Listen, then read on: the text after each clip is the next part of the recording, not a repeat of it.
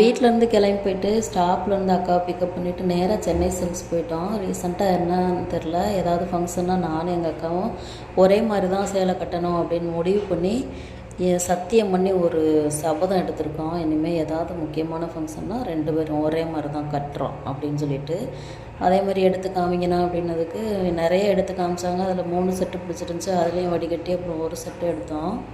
இப்படி தான் போன ஃபங்க்ஷனுக்கு நானும் எங்கள் அக்காவும் ஒரே மாதிரி கட்டிட்டு எங்கள் மாமா முன்னாடி போய் நின்றுட்டு நான் கேட்டேன், மாமா அங்கே வை சங்கவை எப்படி இருக்குது அப்படின்னு கேட்டதுக்கு எங்கள் மாமா சொன்னார், அங்கிட்டு ஓரமாக போய் பொங்க வைங்கடி சிரிக்கிகளா அப்படின்னு.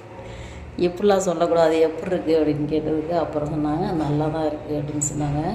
அதே மாதிரி இந்த வாட்டி எடுத்தாச்சு. சரி போனோமே பாப்பாவுக்கு வந்துட்டு மெஹந்தி செட் இல்லைன்னா ப்ரேஸ்லெட் வாங்கலான்னு அக்கா சொன்னனால அதையும் போய் போட்டு பார்த்துட்டு நான் வந்துட்டோம். சத்தியமாக விலையை சொல்லவே மாட்டேன். ஏன்னா எங்கள் மாமா வீடியோ பார்ப்பாங்க, களவாணித்தனம் பண்ணதை கண்டிப்பாக கண்டுபிடிச்சிருவாங்க.